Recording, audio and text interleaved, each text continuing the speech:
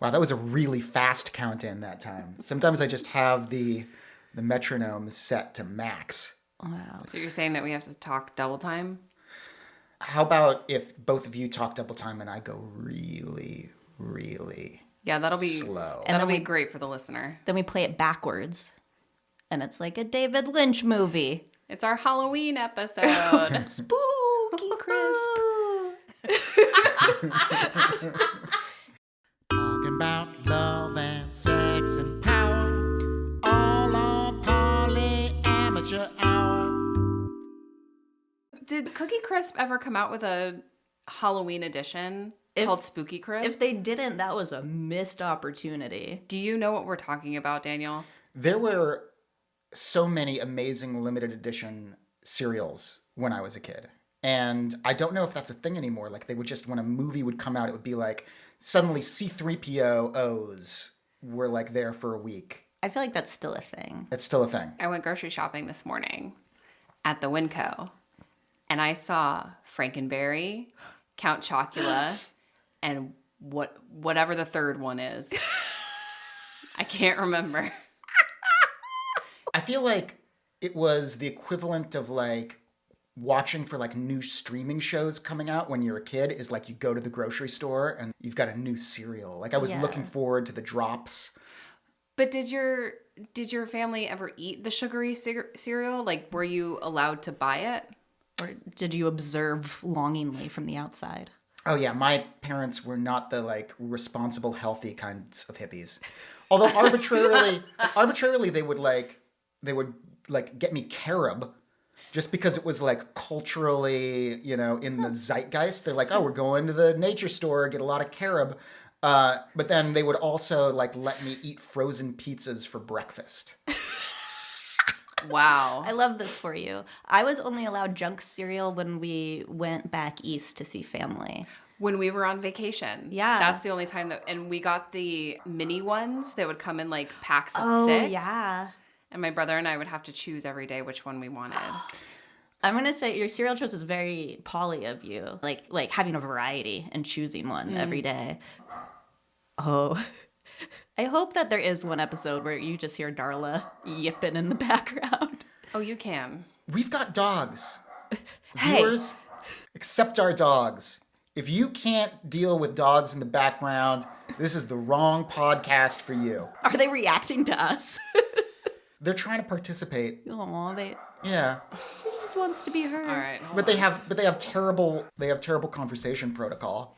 Yeah, they're always talking over. All right. So now, for those of you at home, I'm going to narrate those footsteps. Are Nichole going upstairs to silence the dogs? Wow, that sounds... Problematic. Yeah, just quiet the hounds. The dogs will be quiet before she gets upstairs, and whatever actions she will take will probably do no good because we have no control over whether the dogs are barking or not. All right? Here she comes on her way back. Can we do Foley? Do the coconuts. It started immediately. The coconut. Have you ever tried that? The coconuts for the... I've never held 2 coconut shells together. I don't think I have either. What? Why would you ask? No, I just... You made it sound like you've done it. Like, have you guys ever tried that? It's so fun. Make everybody sound like horsies. It's so great. It's like, seems like something I would have done. Because I had, when I was like in 8th grade, I had a Monty Python fan club. Of course you did. I knew so you were going to sweet. reference Monty Python. Yeah, I mean, inevitably, if you're speaking in coconut. Yeah. Yeah. Oh. Welcome to Polly Amateur Hour. Do we need a tagline? Like, you put one that was like the variety show for people who like variety. I like that. I know. I like that. it too. It makes it sound like swingers. A little. Like, Or like, I mean, where... maybe we are a little. Where, yeah, we are a little. Where's the line? I'm a swinger that's allowed to fall in love. I feel like we are doing it at like 2 times speed today. It's that fucking kava I had last night, man. I swear. I am jacked. I have been thinking about kava because I'm like, starting a new old SSRI, and I'm like kind of amped. I was like doing all this research about kava, and then dude shows up at the party The kava. with the kava, but there's a whole ceremony that you have to do where you have to like clap and like throw it over your shoulders. Daniel spits on ceremony. He's just mad that he had to do something. Just give me the drugs. Give me the drugs, man. I don't want to smoke out with you, drug dealer. I don't want to. I'm not gonna match bowls. No, I had that kava last night. Didn't do any of the ceremony because you didn't include that when you handed me the little cup. Which is rude, and we're probably all cursed now. Probably. That's why you couldn't fall asleep last night. Yeah. Couldn't fall asleep until you get up and do the ceremony. Oh, fuck. Now you know how I feel with my OCD. Oh. But That's as far as our sympathy extends. Moving on. I mean, I had this kava last night, and immediately, because I'm an alcoholic, I wanted more. I was like, oh, that made me feel a little bit good. Can I have more? Yeah. I want more. More now. I mean, that's how I felt, so maybe I'm an alcoholic too. I mean, it's why we're all poly. Yeah, More? that felt good. More. More. Ooh, I love that. What's Maybe this is a good segue. More? More. Today, our Is This Poly is finally matching up with our first podcast love, Star Trek. Is this Poly or not? So we all sat down together like a real family today And watch TV. and watched TV and talked about it. It's for a podcast. Yeah. Yeah. So we watched the episode of Star Trek Enterprise. Season 2, episode 14. Oh, good. For those who want to follow along. I'm pretty sure that was it. Yeah. That is correct. Good note taking. Thank you. Called Stigma. Yeah. It's the only Star Trek episode that deals with polyamory in an explicit way. Yeah. And the stigma of the title is not about polyamory. I was so stoked. All right, so this episode, there's a whole storyline that we likely will not get into. Yeah. We just want to focus on the poly part. I don't know.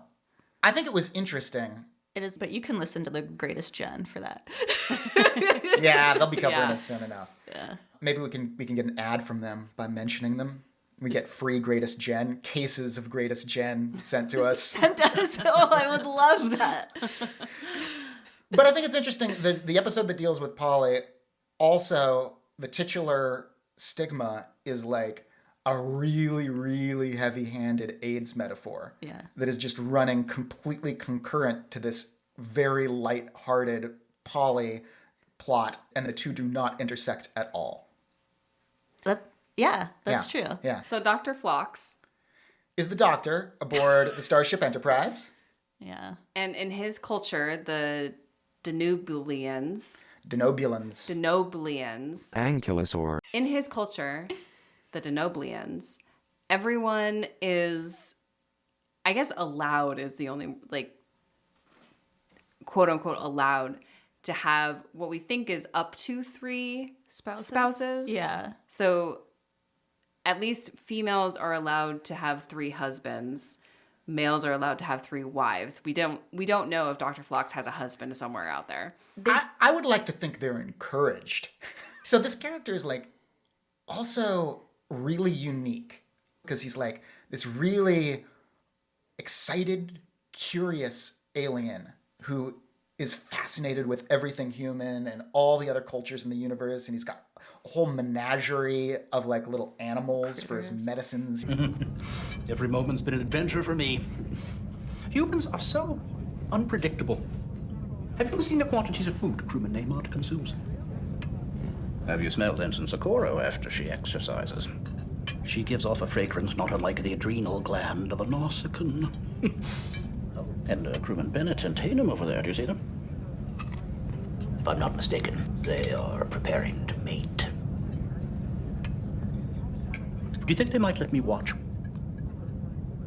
So in this episode, Dr. Phlox's wife is coming to visit. And what is her name? Feasel Flocks. Diesel flocks. And What a vixen. oh, she's everything. She's everything to me. She is.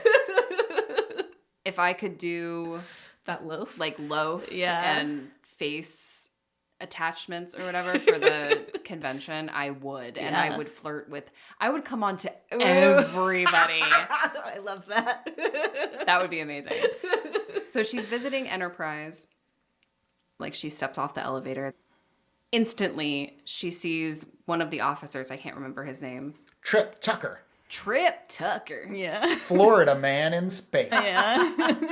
But she just, like, homes in on him and is like, you're sexy. I'm sexy. What do we do about it? So the entire episode is just little vignettes of her just, like, strongly coming on to him. Yeah, with And like him resisting. sexual microscope component innuendo. Insert the thick end into this opening. You can pull it out now. The stream should be initiated. So, spoiler alert, one of the things that very early on in this episode I saw that made me go, yes, this is Polly, was when she first arrives, they're like, oh, you guys probably need some time alone together. And they're like, that's all right. We haven't seen each other in 3 years. We're very, very patient people. And it was like, wow. Not only one, they're both really, really self-dependent. Yeah. Like they're individuals interacting with other individuals, even when they're married. They spend a long time apart. It made me think specifically of your long distance relationships, Laurel. Yeah, I immediately like, oh, this is like my partner that lives overseas. Like we come visit each other and we'll like we'll still hang out with friends or not necessarily just like go canoodle in a corner immediately. Also, I feel like poly people are, kind of forced to come to terms with their own jealousy and their own needs in ways that maybe monogamous and specifically monogamous codependent people are not. So they just struck me as a really, like, the definition of a non-codependent couple. An independent couple. Yes. Yeah. Yeah. And I was inspired and felt very pro-Denobulan at that moment. Daniel's ready to convert. The other scene that really struck me as Polly was them gossiping about wives and husbands, like their wives or their husbands, Yeah. and other people like in their polycule basically, and like it was so just cute. it was them gossiping about their metamors. It was adorable. I loved it. Has Vesna forgiven Groznik yet? Absolutely not. Groznik has only apologized twice. I doubt he'll be forgiven for another 2 years. Well, at least he has his other wives. Not wives. Wife. Kessel moved to Tirza Prime to be with her third husband. Which one was her third husband? Oh, was that Claiborne? Boga. Claiborne was Felice's husband. Her first, I think. Lisa. For Lisa. Oh, my. I thought about asking for Lisa to be my second wife. Turned out she already had 3 husbands. And like Trip is just like kind of there in the background, and then there's just like this flurry of exchange of names and like, oh, are they still with so and so? And that's the only moment where we thought maybe there's a cap to the number. Because Yeah. because he mentioned that, and then he's like, oh, but then I realized she already has 3 husbands, and I didn't know if that was like, oh, that's capacity. Or he was respecting her space and being like, You might she be probably full. doesn't have Yeah. she doesn't have capacity. Yeah. Much like me. I Yeah, truly don't fair. know that I could balance more than 3. Maybe as a poly, like, society, they're just really, really good with time management and boundaries around their personal space and time. In the same way that they're very good about being patient. Yeah. Yeah. Yeah. This whole, we're focusing on all the really cute, sweet things, but this whole poly exchange is kind of supposed to be seen or presented through the eyes of the audience in the form of Trip Tucker. So we're supposed to kind of see it through his eyes, right? No, And his very uncomfortable eyes. yeah, he's like, why is this married woman coming on to me? And what am I gonna do? I have to tell her husband. So there's this whole perspective, this completely in the dark perspective of the monogamous folk who are looking in on this situation. Yeah. Well, that's the thing that I understand it as like a storytelling structure and like needing a frame to tell this polyamorous story. But I was kind of irked because I was like, well, if any of them had asked a single question of Dr. Phlox, they would know that that's just what it is. Right. That this is what they do. They can have polyamorous relationships and extramarital relationships. And that's the other part that I felt was really unique about the Denobulans and unique about Phlox is this curiosity, right? The humans aren't like that. The humans are not curious about the poly relationship, but Phlox is curious about the monogamous folks. Yeah, Phlox that is very true. Yeah.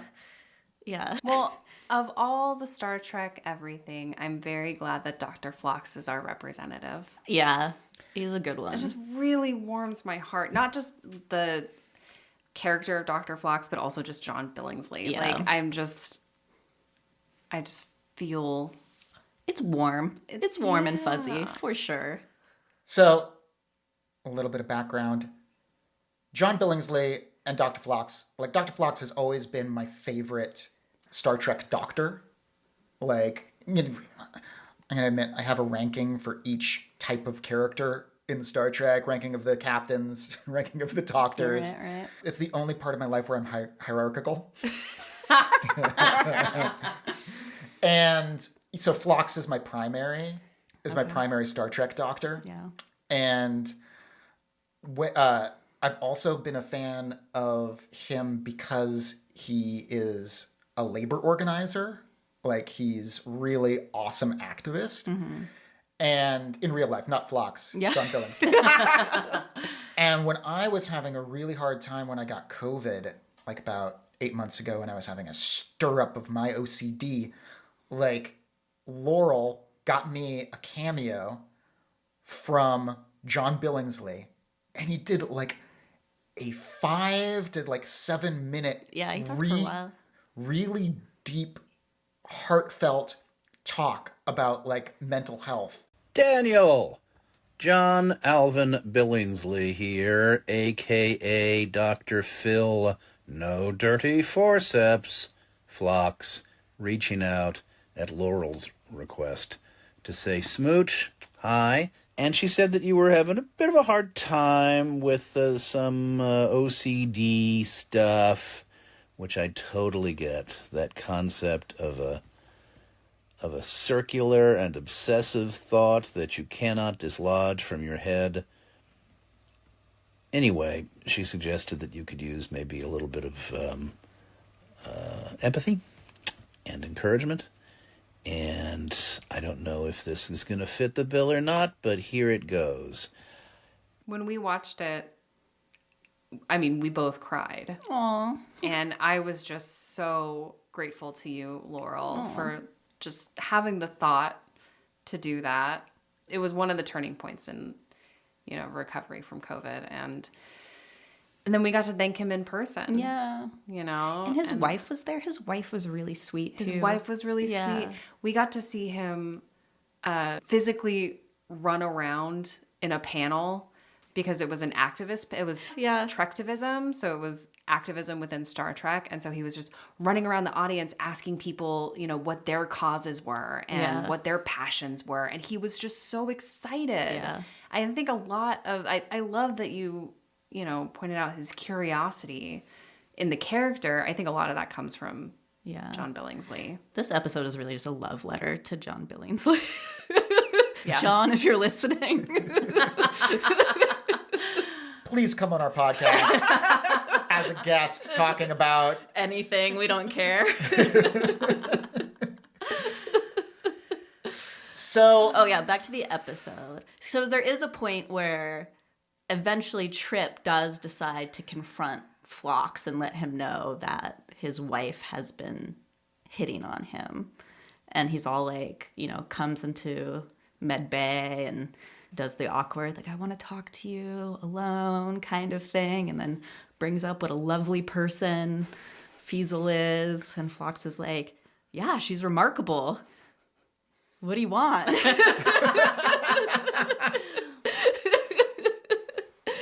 And then Trip explains that she's been coming on to him. And I forget Phlox's response entirely, but it's really sweet. Has she offered to give you a rose petal bath? No, nothing like that. Oh, any man would be a fool to ignore the romantic overtures of a healthy, denobulant woman. Don't you find her attractive? Oh, sure. I mean, no, she's your wife. What does that have to do with it? She's your wife? Oh, nonsense. Nonsense. You're too concerned with human morality. I thought you wanted to learn about new cultures. Isn't that why you joined Starfleet? Well, of course it is. But I was brought up believing you don't play around with another man's wife. I don't think I'm ever going to change my mind about that. As you wish. Your laws. He's happy for Trip. Yeah. He's happy for his wife. Yeah. Trip is an idiot. Trip is a lovable idiot in this circumstance. Trip is like, I don't think I can ever let go of that. And Phlox is like, okay, Says your loss. yeah, your loss. He's like, that's cool, but your loss.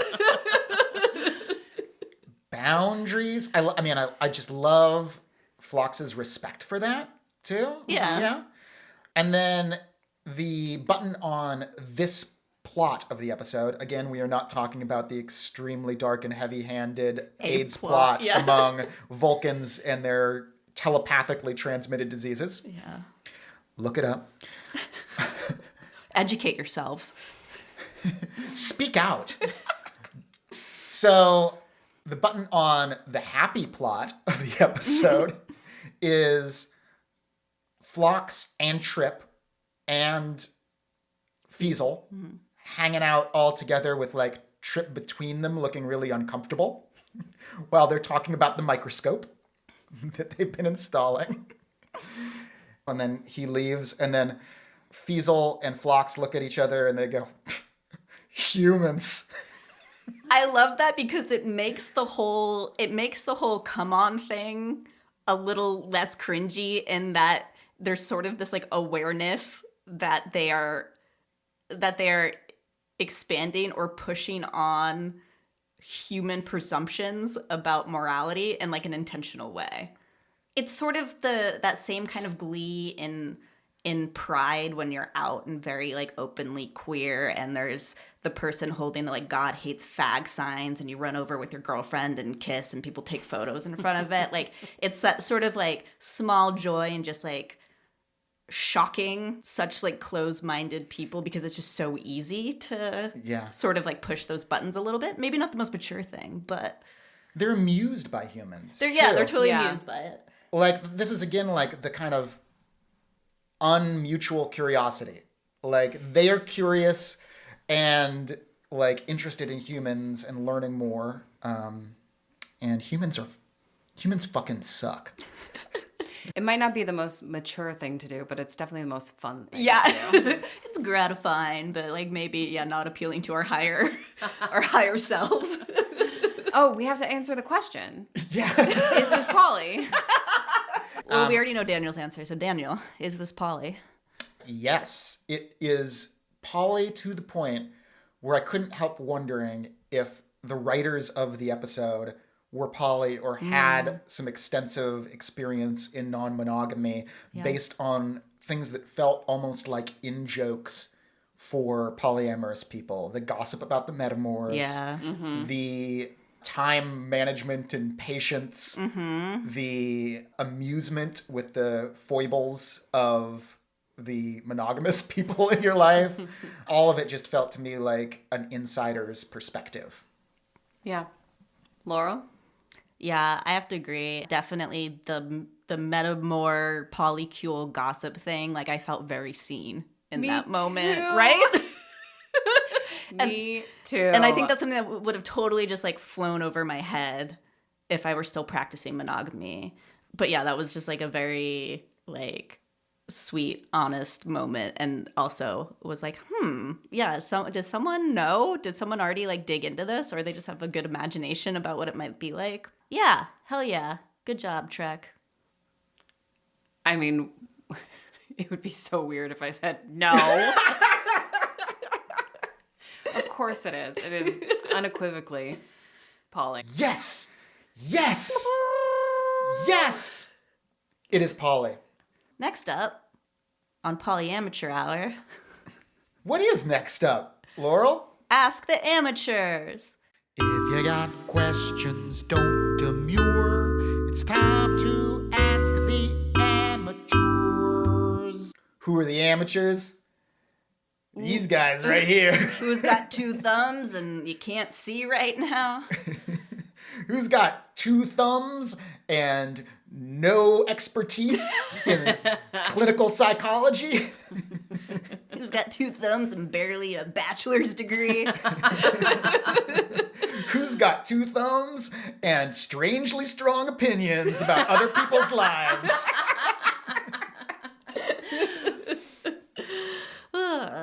So, do we want to do my mom's question this week? Is that what we're going to do? You mean Stubert's question? Oh, Stubert's question. I think it's cute to let people know that it was my Wait, mom. your mom? Okay. It's pertinent because I think a lot of people have a lot of conversations with their parents who oftentimes have a lot of questions. Yeah. And so that's why I kind of reached out all this stuff because my mother, loves it when I text her and ask her questions. I think moms like that in general. Yeah. Moms like it when you talk to them and pay attention to them and don't let them age alone. Turns out, hot tip from the poly community, don't let your parents age and die alone. All right. For context, my mother is a big old hippie. Mm-hmm. Well, she's a little hippie. She's small hippie. She's small. Un petit hippie. Un petit hippie. She's a former psychotherapist and one of those people who, she shakes hands with two hands. Mm-hmm. She's very warm. She's very warm, very connective, yeah, and very thoughtful. This is where Daniel gets it from. I want to take that as ironic because I'm uncomfortable with praise. All right, here's the question. I have admiration of the deepening love the polyamorous choice has given all of you. My question is, how do you deal with feelings of abandonment and betrayal? I would imagine you feel these feelings. It seems vulnerable to honestly expose yourself to each other. Do you sometimes feel shame at having these feelings? And how do you talk to each other about this? Heavy, Mom. Yeah. What I like about that question, though, because we do have some other ones that are sort of generally about jealousy, and obviously your mom has a psychotherapeutic background, so that informs some of this. But she's not just blanketing the whole question of how do you deal with being jealous? But it's usually abandonment and betrayal and fear are the underlying elements of jealousy. So she already kind of cuts away some of the fat in that question. Yeah, we were talking about this last night, and I was like, yeah, that's the first thing that we would go to is what are the feelings behind it? Yeah. What is driving you to feel jealous? Because I feel like jealousy is defined by when you have all those feelings and you associate them with the actions of another person. Yeah, you externalize them and then throw them at your opponent. Blammo. I do want to reiterate that just because you practice polyamory does not prevent you from feeling these feelings. I think that there is an idea that you have to be a person who doesn't experience jealousy in order to be successful in poly, and that is not the case. I think that when I do feel these feelings, I have I am a creature of routine. Mm-hmm. And I have these things, these rituals that I do for myself. And so when I'm feeling in the space of, all right, I'm identifying this feeling as jealousy, I do have to take a moment to step back and go like, what is motivating this? It is either I'm telling myself a story and I'm filling in the holes because I don't know what's actually happening. It's not happening in front of me. And my brain always wants to go to the darkest place and the worst place and assume the worst. So I have to stop the storytelling to myself, to name it for what it is. Like, typically it is fear. It's a fear of lack. It's a fear of not being good enough. It is maybe a fear of abandonment. But I take these moments, I identify the feelings, and then I do what makes me feel good. Mm-hmm. So a lot of that is time by myself. And I really, really love making myself a meal. It could be super elaborate, it could be super simple. But I love cooking. And then I love watching a movie while eating what I cooked and putting my phone in the other room. Mm-hmm.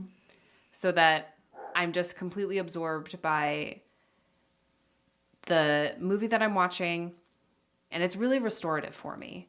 It really just gets me to a place of like, this is something that I can do for myself. It's a gift that I'm giving myself. And then as I'm like giving this gift to myself, then I'm able to come out the other side and show up in a better way. Yeah. I feel inspired, like you're inspiring me like Phlox. Like I just want to go and like go do my own thing right now. See you guys. Go do some personal work. So I was thinking about this earlier when I was on the rowing machine listening to my book, More Than Two by so-and-so and so-and-so. And your names are important. You're Francis real people. Vo and I forget the other one. And I actually had just listened to the chapter on jealousy the last time. And now I was listening to the episode on boundaries. But I thought it made a ton of sense that they flowed basically from jealousy to boundaries. Because what they first started to talk about is controlling the things that you can control. Mm-hmm.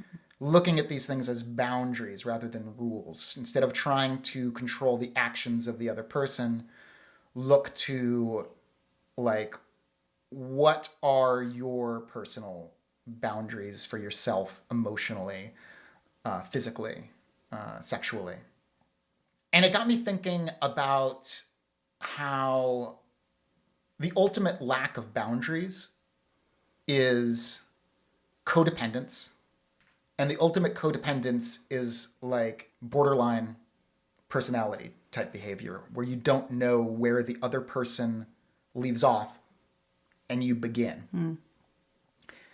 And I think that all of us, whether or not we're codependent or whether or not we are, or whether or not you have borderline personality disorder, which it's interesting. This is from my mom's question because this is her favorite thing to diagnose people with from a distance. She's always like borderline, borderline, borderline, borderline. It's like women in their 20s and narcissists. Yeah. But being able to like understand and identify that type of behavior, like the type of behavior where people are blurring their selfhood with other people, has actually been really helpful for me. Thanks, Mom. So that when I look at jealousy and my own jealousy, because I do experience jealousy, it's at those moments when I don't feel secure enough in myself that I need specific actions or reassurance from the other person in order to feel safe and whole. And I think what you're saying, and what I'd like to reiterate is the most helpful way to deal with this is look at the source of the emotions rather than the behavior which you think if you can somehow change it is going to make those feelings go away, because they're not going to go away. It's tempting to look toward others and want to be like, well, if you could just do this for me, if you could just show up in this particular way, I would feel okay. And I think just knowing that that's not the case, and it's a hard thing to come to terms with. There's nothing they can do, and there's probably nothing you can do. Well, I think first acknowledging that you're actually feeling something, because I think a lot of people are very into, or at least I am very into, avoidance and not accepting that I am feeling a certain way. So first accepting that, like, yeah, I'm feeling a certain way. And then acknowledging what it is and kind of giving it a name. What's interesting about like your specific like do something for you method, on the surface maybe it's like, oh, this is just something that brings me a joy, but also you're like literally taking care of yourself. Like you're literally like making and providing sustenance for yourself, which is like an interesting thing when you're worried that someone else isn't going to take good care of you. And then you're like, I can take good care of myself though. What's your process, Laurel? Like in general, I process emotions and just everything pretty slowly. So usually I have to like sit and chew on stuff for a while before I am even like really aware of what I'm feeling. Because usually I'm like, okay, I'm feeling bad, but what is that bad? Like, am I jealous? And that takes like a minute for me to unpack and like understand. Because oftentimes it feels like I'm having a reaction to one specific thing.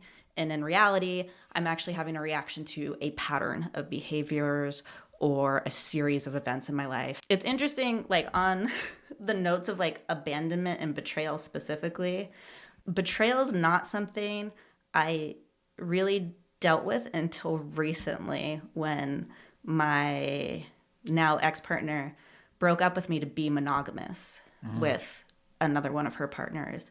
And I like, when we met up after the fact, like a month later, and I explained, like, I actually feel really betrayed because you handed the autonomy that we had over how we related to one another to somebody else.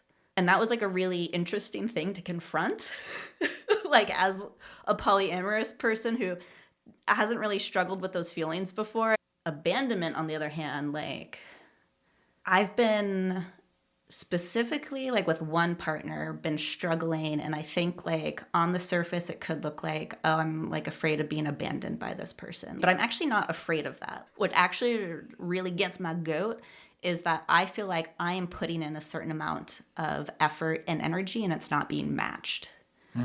And like that becomes a complex issue, and like, okay, and then I'm taking that as a sign of lack of respect or a misalignment in our relationship. And in the past, I would have just been like, okay, I'm just going to meet them at the level that they're at. Like, I'm going to stop putting in the amount of effort I'm putting in because it's not being matched. And then I will let the entire relationship roll out on that course. And I'm trying really hard to like talk about it. Because there is a reason, like, I put this much effort in the first place. And it's because, like, I care about this person. And, like, they probably deserve the opportunity, if they want, to meet me where I'm at. And what? Tell me how that goes. I will let you know. Because it is something that I struggle with real hard. Yeah. I think that in talking about jealousy, and I mean, we're focusing on like our own jealousies and how we're relating with relationships, and I almost always give the power to the other person. Yeah. That's why I try to like be really insular about it, is because I'm always expecting the other person to just be a whole ass human being and be like fully formed by the time that we get to relate with each other, and they have no problems, and they're just like, they don't experience jealousy or any kind of anxieties or anything. So please just I'll keep you all posted. Yeah. Keep me posted on how that goes. So with your like identifying abandonment and betrayal and like any potential for jealousy. Like, do you have any, I'm curious from both of you, do you have any like self-soothing techniques that you enjoy? So I've specifically been told by my therapist not to self-soothe in a lot of situations. So my whole thing is that I just feel it and I stay on the knife's edge of being really scared of abandonment or being alone. And I just try and stay there and realize that I'm not going to die. I will die. That's also sometimes reassuring, is the certainty of the warm hand of death. But I just try and experience the discomfort and sit in it for as long as possible. But is there anything that comes after? I mean, I think spending time with myself, like you said, is really valuable for me. Creating art, doing things which create a narrative of who I am outside of the relationship. Mm-hmm. I was getting a little slogan in my brain, a little nomism. What do they call it? Aphorism? An aphorism, an axiom that like jealousy is anxiety of other people. It's like when you rope somebody into your anxiety and use them as a kind of placeholder for what you're feeling. Mm-hmm. It's like and again, it's like, no boundaries, right? Like, now you're part of my shit. Mm-hmm. And so just the more infrastructure that I can fucking build, as a human with a deep interior life, other relationships, friendships, all the other kind of connections, professional, social, putting real engagement in all of those, that maybe is something that helps me in the long run. Yeah, it's interesting. When I'm having a hard time with, some form of jealousy and I'll feel real shitty and get down on myself about it, one of the things that I do is message my loved ones, like friends or other partners, or even the partner that is activating me in that moment, and say something nice. Because I think, one, it reminds me I do have a wealth of deep connection in my life. And also it helps take me outside of my own perspective a little bit and be like, here are all of these other people in the world that are all also struggling with their own shit and probably would enjoy if there's a moment where I'm like, oh, it would really be nice to hear this right now, there's probably somebody in my life that wants to hear that. And so, yeah, if you get a sudden smattering of effusive love from me, maybe I'm feeling shitty. No, but I do that too, at work when I'm feeling particularly stressed. I'll take a moment and I'll send a message to one of my coworkers to say hey, I'm really grateful for you, just so you know. Yeah, yeah. And that is also something, getting outside of yourself is also incredible, being of service. I have a little ritual with every season that passes of something that I do to be of service to other people. I don't really want to talk about it because then I feel like I'm bragging. So. Nichole fills up her trunk with water bottles and wellness kits. Oh, I've seen you give these out. Houseless people, and drives around and just gives them out, and really practicing, I think, one of the great rules of being a human where you feel like you have limited capacity to give is just that once you start giving, you realize that you have an unlimited amount, and it's the giving that replenishes your ability to give. Yeah. And that's what being poly is all about. We've actually found an infinite energy source. My sweet, sweet lovin'. God. All right, what time is it? It's almost 5. It's not an episode of Polyamateur Hour until Nichole has looked at her watch and went, come on, Chop, chop, Well, chop, I chop. just- Move it I- on. Move it along. Somebody needs to, if I- we're being honest. I would like to start to preheat the oven. I'm going to go preheat the oven. You're going to do it right now? Yeah. All right. That I think way- both of these times we should leave in the moments when Nichole leaves. And we narrate here. Okay, here she goes again. You can hear clump, clump, clump, clump, clump, clump, clump. Where's the coconuts? Where did I put the coconuts? She's taking her coconuts with her.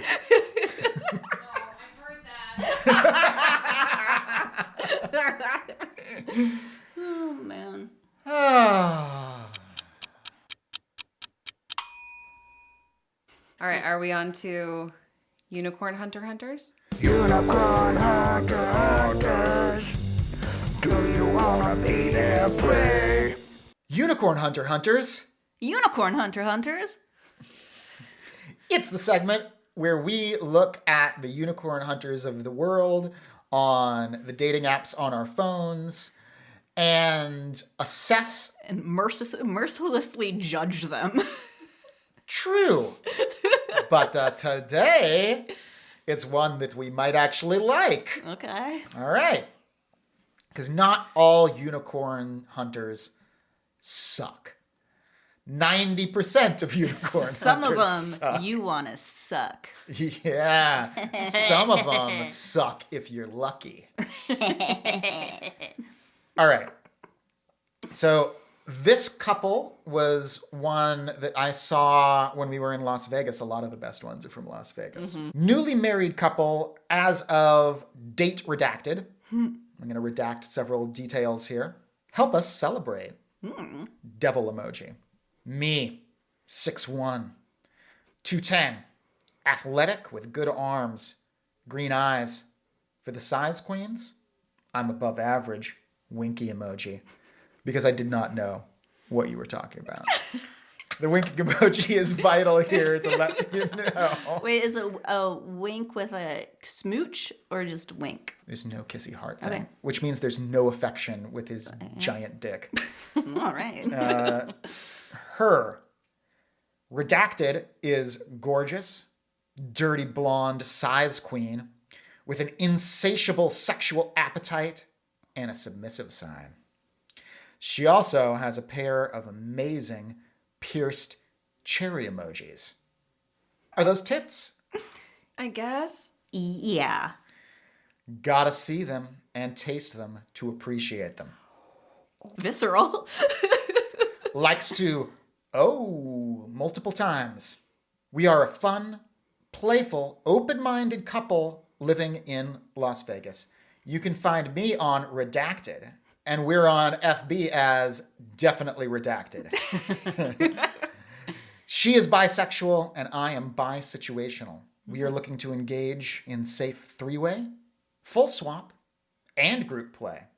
So, MMF, FFM, MFM, WWE. AMFM, FMF, MFMF, MMFF,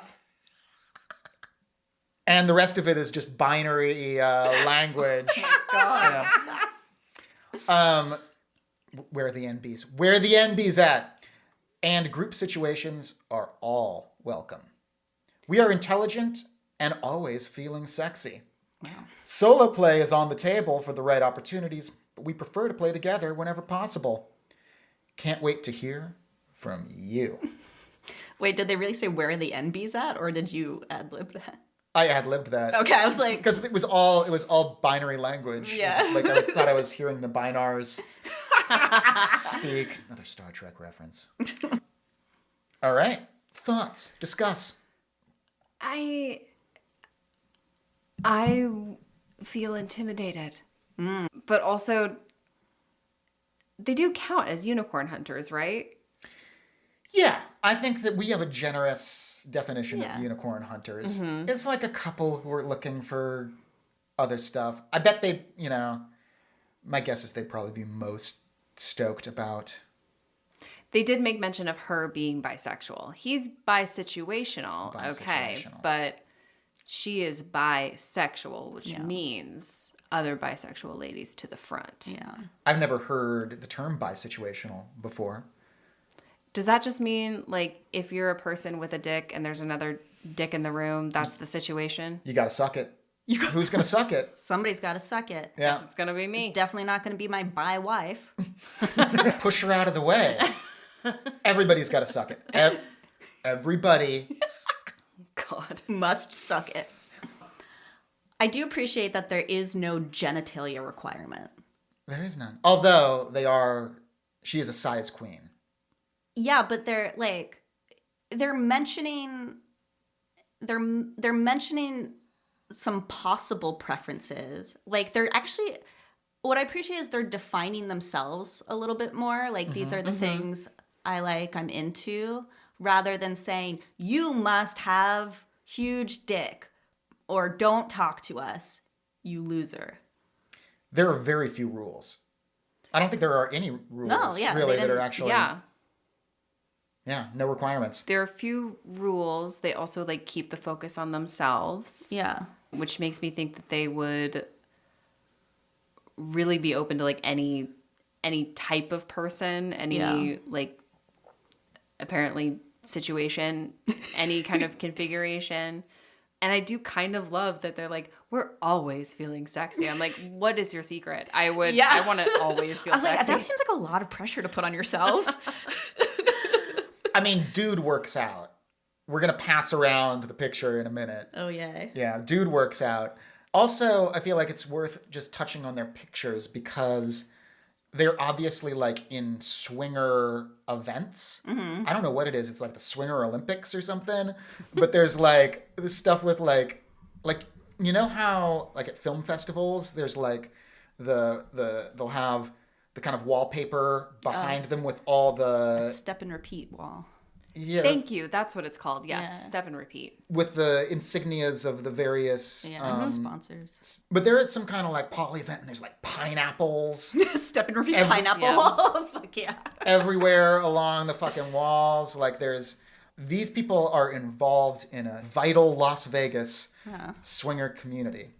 And in a way, like besides the fact that they are just kind of like a little bit more charming because of their kind of open aperture of what they're interested in and their lack of judgment of others, I also just have a kind of a prurient, like, ooh, swinger events and like, what is this world that has been existing below the surface out of sight? Okay, I so this is another good contrast between like some of the other profiles that are like, we're awesome and party people and so exciting. And rather than being like, we're fucking awesome epicenter of everything exciting, they're just like, this is about us. And also clearly we just live this lifestyle and here's us existing in this place. Yeah, do they show their faces? They do. They both show their faces. That is incredible. And I think that they're using their real names too, because they're just ordinary names. Wow. Let's cut to the chase. Yes, I will.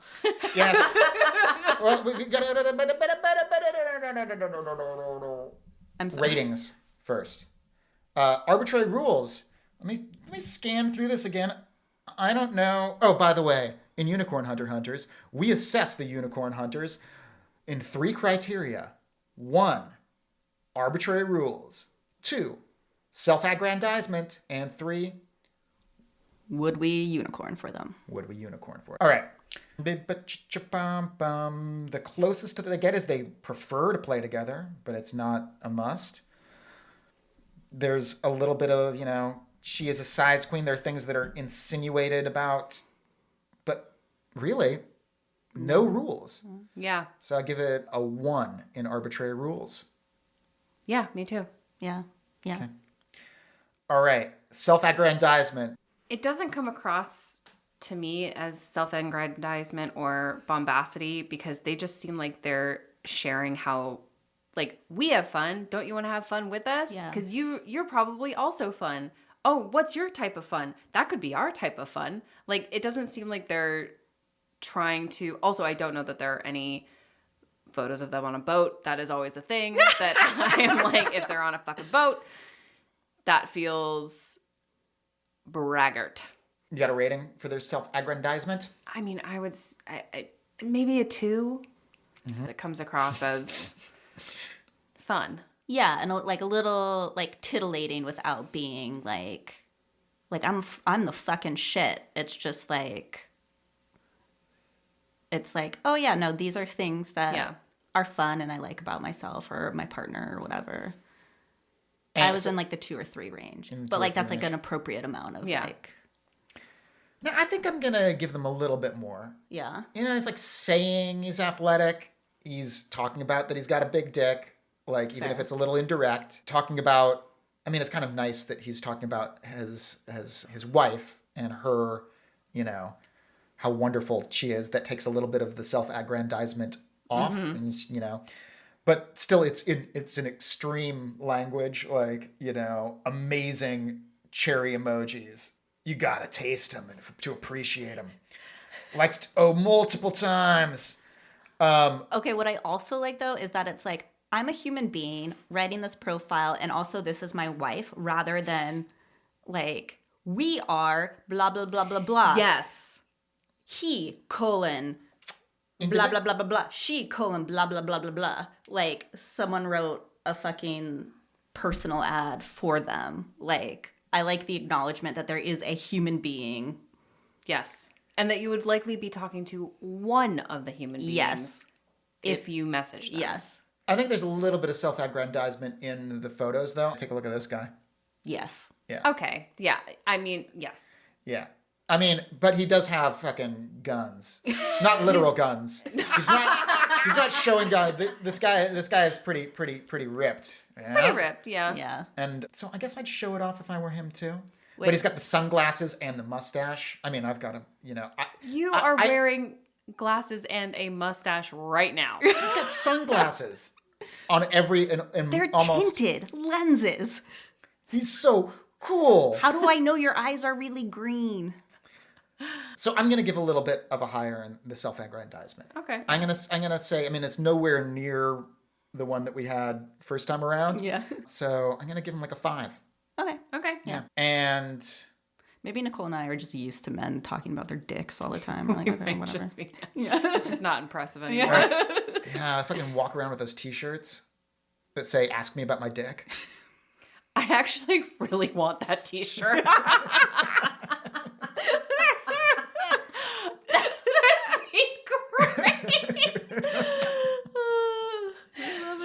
Okay, would you unicorn?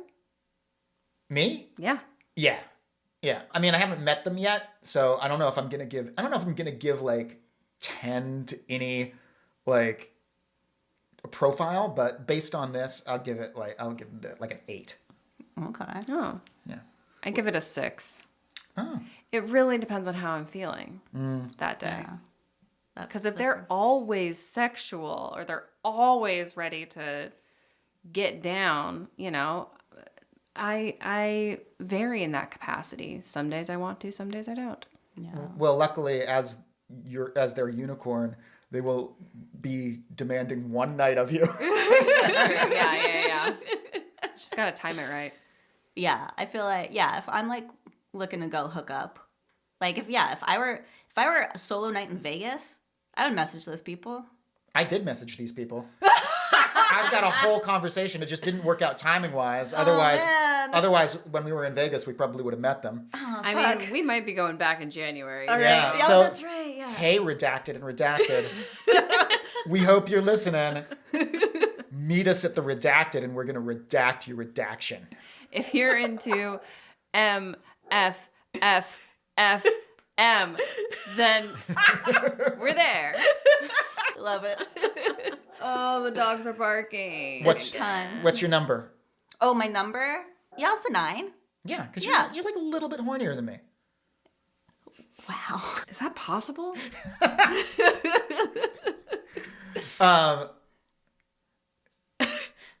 So long.